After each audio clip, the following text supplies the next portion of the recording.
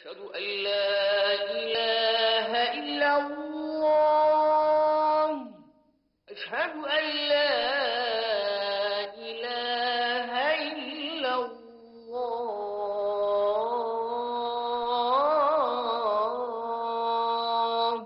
أشهد أن محمد رسول الله أشهد أن محمد رسول الله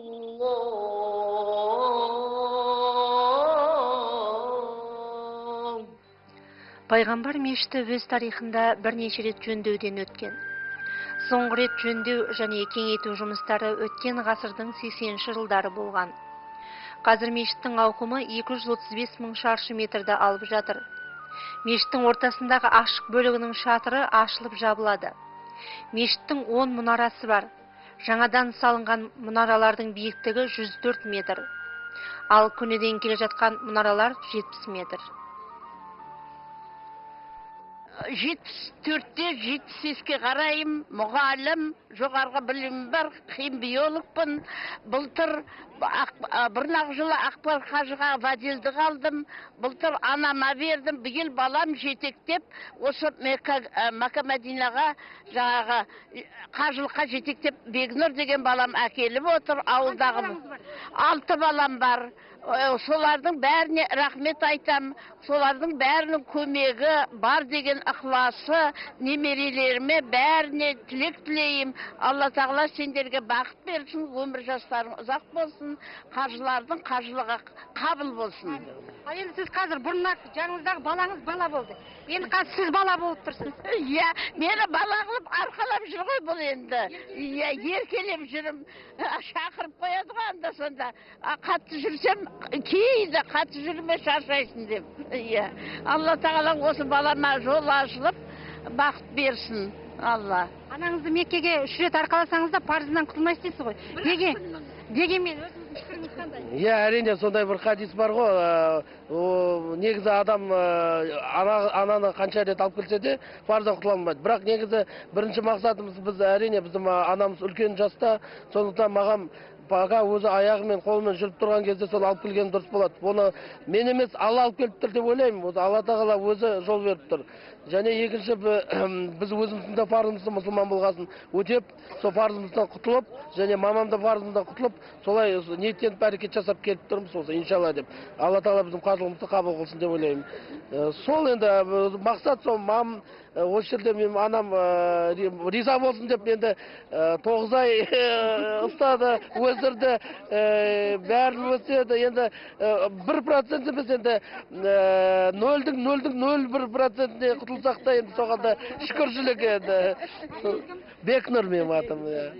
Бекнұр экономистпін өзім профессия бойынша. Қалай, өзіңіздің бала шағаңыз бар ма? Мен осы бұл сұрақ өте қиын болып тұр. Жасым үлкен болғанмен 30-дан астым. Бірақ сол осы кезге дейін үйленбей жүрмін. Енді осы үй салып, анамды қажылыққа апарып, кітап жазып, содан кейін үйленем ба деп мақсат қылып қойдым енді. Әумин, рахмет. Я Алла мұсылманның 5 барының соңғысы қажылық. Осы сапарға келгеніме, осы 73 жасқа келгеніме өте қуаныштымын. Мені осы көтеріп алып келіп, осы қажылыққа жіберіп көтеріп алып дегендей болған артындағы балаларыма, жолдасыма рахметімді айтамын. Оларға өзімде үйден шығарда берген баталарым бар. Соның ішіндегі ең өзіме сүйікті болып, ең балалық мейірімін салған келінім, кіші келініме, қуанғаның десе атына айтып, батамды бердім, әлде де берем. Сол 4 баласының қызығын көріп, жолдасымен қосағарсын. Өзім 53 жыл жолдасыменен әлі жасап келетірім. Алланың берген қуаты. Ата, енді сіз жастарды көріп қуанып жүрсіз ғана, мамасын ертіп жүрген жастарды. Қалай өзіңіз? Дұрыс деп ойлайсыз ба? Дұрыс деп ойлаймын. Осы мамасын ертіп жүрген жастар құсап, ең болмаса өздері ертіп келмесе де, әкесі мен шешесі мына мен құсап, сол анасын жетектеп жүрген бала құсап, осы қажылыққа аттандырып, жіберіп, қуанышқа бөліп тұрса екен, өздері де келешекте осы біздің жолымызды ұстап, я Алла, мұсылман жолына түсіп, бүткіл қазақ халқы мейірімді, шапағатты болса екен деп Алладан тілеймін. Осы мына Мұхаммед мерейіңіз тасып жүрген қуанышымның несі жаңағы кіші келіннің атын атаймай өзімді дірілдеп нетіп тұрмын. Енді Алла рахмын берсін сол келініме. Пайғамбар мешітінің ескі бөлігінің үстінде жасыл күмбез орналасқан. Бұл жерде Мұхаммед пайғамбарымыз саллаллаху алейхи вассалам жерленген. Пайғамбардың қабірі өзі өмір сүрген үйдің орнында салынған. Пайғамбар зиратында ислам тарихында әділ билік жүргізген 4 халифтің екеуі Мұхаммед пайғамбарымыздың ізбасарлары Әбу Бәкір мен Омар бин Әл-Хаттаб жерленген. Көне тараздан келіп тұрмын. Бұл пайғамбардың қабірін зират ету ескіден келе жатқан сүннетке жататын амалдың бірі. Алланың қалауымен мынау нұрлы Мәдина жеріне аяқ басқаннан пайғамбарымыздың өмірбаянынан белгілі болған кейбір жағдайлар еске түсті. Алланың құдіретіменен пайғамбарымыз мешіттегі 2 бас намаз оқып, ары қарай құлшылығын жалғастырған кезде бір түнде сәт түнімен ұйықтамай пайғамбардың жанынан, зиратының жанынан өтіп, көзімнің жастың қалай шыққан өзімді байқамадым. Сол енді ол өзінің жаңағы хадисте жазғандай, өзінің тарихында жазғандай, өзінің қабіріменен мінбардың арасына кім-кім намаз оқыса, Алла сол жәннаттың бір бұрышы, бір бақшасы деген екен. Алла сонда нәсіп қылды, сонда намаз оқыдық. Алла кеше нәсіп қылып, енді түнімен ұйықтамай тағы да 2-ші этажын қабатын аралап көрсек, нағыз нұрдың өзі нұр екен.